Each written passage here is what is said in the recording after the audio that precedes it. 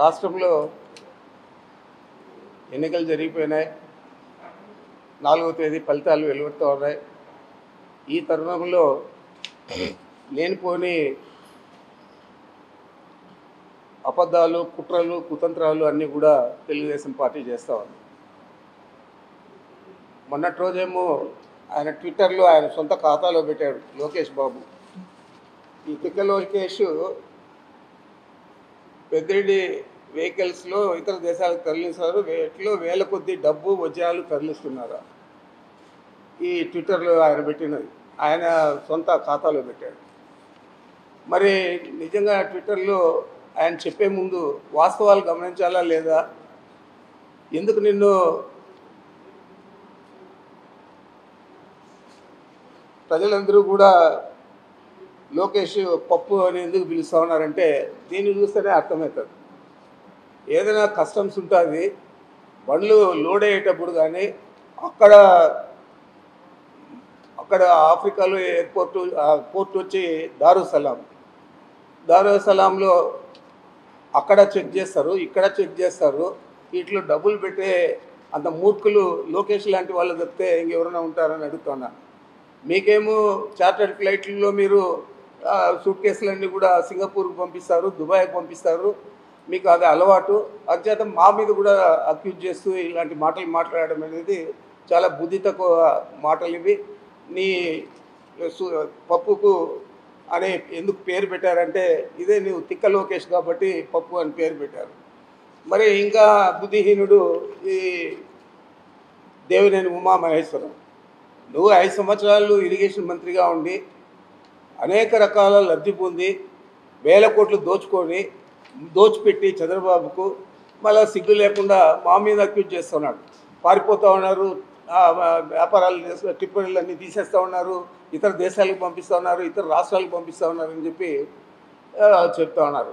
మేము ఇతర రాష్ట్రాల్లో పనిచేస్తూ ఉన్నాం, మాకు అక్కడ కూడా ఉన్నాయి వెహికల్స్. ఇతర దేశాల్లో అంటే మేము ఆఫ్రికాలో కూడా పనిచేస్తాము, అక్కడ కూడా ఉన్నాయి. ఇప్పుడుగా 2011 నుంచి అక్కడ వ్యాపారం చేస్తాం. 2013 మొట్టమొదటిసారి మైనింగ్ యాక్టివిటీకి అని చెప్పి ఒక 300 ఎక్స్కవేటర్లు 5 టిప్పర్లు పంపించాం. ఆ తర్వాత వరుసగా అక్కడ 17 లాంగ్ చేసి ఉంటుంది, అబో 40 టన్నులు కొనేటివి, అవి ఒక 38 బండ్లు కొన్నాము.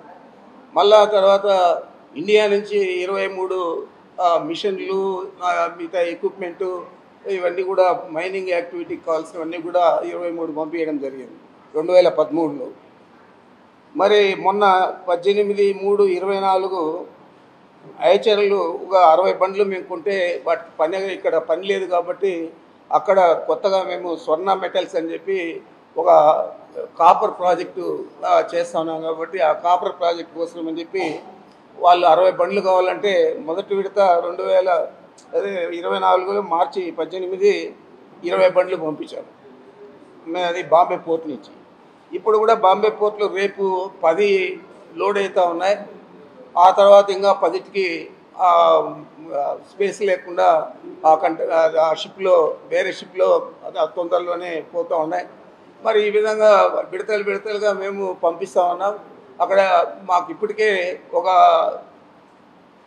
ఫెర్రో మ్యాంగనీసు, ఫెర్రో సిలికా అని చెప్పి 2 ప్రాజెక్టులు ఉన్నాయి.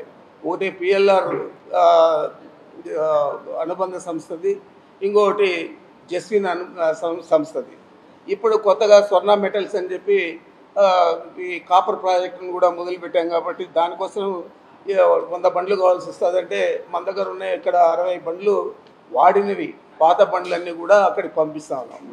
దాంట్లో 40 ఇప్పుడు దాకా పోర్టుకు 20 వెళ్ళిపోయినాయి దారుసలాంకు.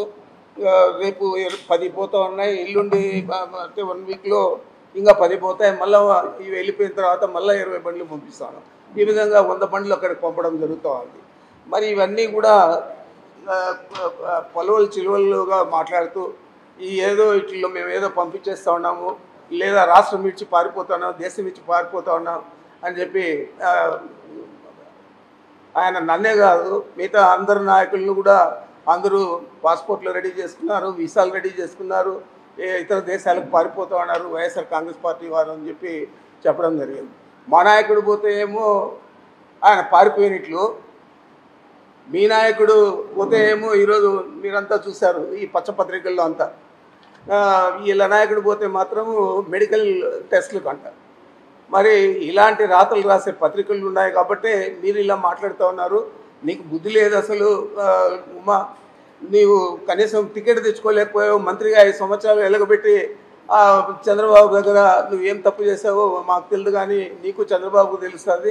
మరి ఏ విధంగా నువ్వు అసలు నీ కాన్స్టిట్యున్సీకి కూడా మా పార్టీ నుంచి వెళ్ళిన అతనికి సీట్ ఇచ్చారు, అంతకంటే అసమర్థుడు కాబట్టి నీకు ఇవ్వలేదనేది ఈ రాష్ట్ర ప్రజలందరికీ కూడా తెలుసు. నువ్వు కూడా మా గురించి మాట్లాడడం అనేది దయాలు వేదాలు వల్లించినట్లే. కనీసం బుద్ధి తెచ్చుకొని మాట్లాడేది నేర్చుకోవాలని చెప్పి ఆ పిచ్చి లోకేష్ మాదిరి నువ్వు మాట్లాడితే నీకున్న పరిజ్ఞానం ఏమైంది అని నేను అడుగుతున్నాను. ఆ పిచ్చి లోకేష్ అంటే పాపం ఆయన ఎప్పుడు కూడా ఇలాంటి మాటలే మాట్లాడతారు, అందుకే ఆయనకు పేరు కూడా పెట్టారు. ఇంకా మా వ్యాపారం గురించి ఆయన చెప్తున్నాడు. మీరు ఓటు లేదు, చంద్రబాబు నాయుడు హైదరాబాద్లో ఓటు ఉంది, ఈడొచ్చి రాజకీయం చేస్తాడు, ఎలక్షన్లో పోటీ చేస్తాడు. అదేవిధంగా పవన్ కళ్యాణ్, అదేవిధంగా మీ బీజేపీ నాయకురాలు పురంధేశ్వరి, ఆమె కూడా హైదరాబాద్లో ఉంటుంది. మరి మీరందరూ కూడా ఇక్కడ వచ్చి పోటీ చేసి ఇక్కడ మేము స్థానికంగా ఉండి 24 గంటలు అందుబాటులో ఉండి ప్రజలకు మేము సేవలు అందిస్తామంటే మా గురించి మేము పారిపోతామంటున్నారు. ఇప్పటికీ నాది 10వ ఎన్నిక. ఈ ఎన్నిక మొన్న పోటీ చేసింది శాసనసభకు 10వ ఎన్నిక. అంతకుముందు సమితికి కూడా ఒకసారి చేశాను. మరి ఇన్ని సంవత్సరాలు మేము శత్రువుగానే ఉన్నాము. చదువుకునేటప్పటి నుంచి కూడా విద్యార్థి దశ నుంచి కూడా చంద్రబాబుతో పోరాడే యూనివర్సిటీలో నేను యూనివర్సిటీ స్టూడెంట్స్ యూనియన్ అధ్యక్షుడయ్యాను. యునానిమస్గా పోటీ ఎవరు కూడా పోటీ చేయకుండా మరి అప్పటి నుంచి ఇప్పుడు దాకా చంద్రబాబుతో వ్యతిరేకంగానే ఉన్నాను. మరి పారిపోయేవాడైతే ఎప్పుడో పారిపోవాలి, లేకపోతే కాళ్ళ బెరానికి పోవాలి. మరి అలాంటి పరిస్థితి లేదని తెలిసి కూడా బుద్ధి లేని మాటలన్నీ కూడా మాట్లాడుతూ ఉన్నారు. మరి పిచ్చి లోకేష్ కానీ లేకపోతే ఎర్రి ఉమా కానీ వీళ్ళకి బుద్ధి ఉందా అని నేను అడుగుతా ఉన్నాను. మీరు ఏదంటే అది మాట్లాడితే చూసేదానికి సహించేదానికి ఎవరు కూడా లేరు. మీకు ఒకటే నేను ఛాలెంజ్ చేస్తూ ఉన్నాను. 4వ తేదీ ఎన్నికల ఫలితాలు వస్తాయి. ఆ తర్వాత మీరు మీ మొహకాలు ఆడబెట్టుకుంటారో ఒకసారి ఇప్పుడే తేటతెల్లం చేస్తే బాగుంటుంది. మరి మీ గెలుపు మీద మీకు చాలా విశ్వాసం ఉంది, మా గెలుపు మీద కూడా మాకు అంతే విశ్వాసం ఉంది. మేము 5 సంవత్సరాలు ప్రజలకు ఏం చేశామో ప్రజలందరికీ తెలుసు కాబట్టి పెద్ద ఎత్తున ఓటింగ్ ప్యాటర్న్ కూడా పెరిగింది, పర్సంటేజ్ కూడా. మరి మీరు ఏమైనా చేస్తుంటే ఎందుకు అన్ని సంవత్సరాలు మీరు వెనుకబడి ఉన్నారు? అన్ని సంవత్సరాలు ఎందుకు పదవులకు రాలేకపోయారు? కేవలం 10 పార్టీలతో మీరు జతగడితే 2014లో వచ్చారు. ఇప్పుడు అదే ధోరణిలో ఆ విధంగానే మళ్ళా మనం అధికారంలోకి వస్తాము, ఇది జతగడితే అని చెప్పి కాళ్ళ బేరానికి పోయి బీజేపీని పట్టుకొని మీరు కాళ్ళ బేరం చేసి జతగట్టి పోటీ చేస్తూ ఉన్నారు తప్ప ఈరోజు బీజేపీకి కానీ మీకు కానీ పవన్ కళ్యాణ్కి కానీ ఈ రాష్ట్రంలో 4వ తేదీ రిజల్ట్స్ తర్వాత ఆ రోజు మీరు మాట్లాడితే బాగుంటుంది. అంతలోపల పలువలు చెలవలు చేసి మాట్లాడితే మాత్రం సహించేది లేదు. బుద్ధి లేకుండా ఏదంటే అది మాట్లాడడం. మేమేదో వజ్రాలు వైడూర్యాలు 1000 కోట్లు దోచాం, మాకంత శక్తి లేదు. నీవు ఇరిగేషన్ మంత్రిగా ఉన్నావు కాబట్టి 1000 కోట్లు దోచావు. మేము దోచేట్లయితే 10 సార్లు నేను పోటీ చేశాను. ఈ రాష్ట్రంలో కానీ ఈ జిల్లాలో కానీ ఎవరైనా నేను కరప్ట్ అని లేకపోతే నేను తప్పు చేశానని చెప్పి ఇంతవరకు మీ పార్టీ వారు కూడా చెప్పింటే నేను కావాలంటే కూడా దాన్ని సమర్థించండి మీరు, నేను కూడా సమర్థిస్తాను నేను తప్పు చేశానని చెప్పి.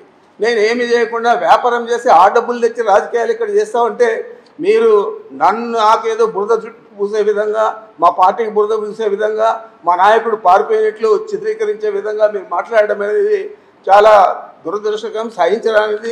ఈ విధంగా మీరు మాట్లాడితే మాత్రం మేము కూడా ఈదులు లేకొచ్చి మిమ్మల్ని ఏ విధంగా మాట్లాడాలనో ఆ విధంగా మాట్లాడతామని చెప్పి తెలియజేస్తా ఉన్నా. ప్రముఖంగా ఈ లోకేష్ మాట్లాడితే పాపాల పెద్దిరెడ్డి అంటాడు. మీ నాయన పాపాల చంద్రబాబు, ఎందుకంటే ఎంతోమందిని చంపించేశాడు. ఎంతోమంది పాపం అందరూ కూడా ఈయన వల్ల మనం వంగవేటి రాధా కాడి నుంచి చాలామంది, పింగళి దశరథ కాడి నుంచి అందరూ కూడా నీ బాధితులే, అందరూ కూడా చనిపోయారు.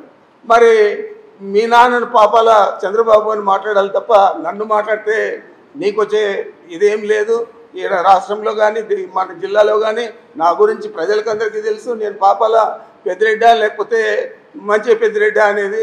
మరి ఈ విధంగా మీరు దుర్భాషలన్నీ ఆడి ఒక రాజకీయ విలువలన్నీ కూడా తగ్గించే విధంగా రాజకీయాల్లో ఉండే రాజకీయ నాయకులందరూ కూడా ఇలాగే ఉంటారు అని చెప్పి మిమ్మల్ని చూసి ప్రజలందరూ కూడా అనుకునే విధంగా మీరు మాట్లాడడం తగదని చెప్పి, ఈ విధంగా మాట్లాడితే ఇంకా ఇంతకంటే ఎక్కువగా మాట్లాడగలుగుతామని చెప్పి మీ ఇద్దరికీ కూడా బుద్ధి చెప్తా ఉన్నానని చెప్పి మీకు మనవి చేస్తా ఉన్నాను.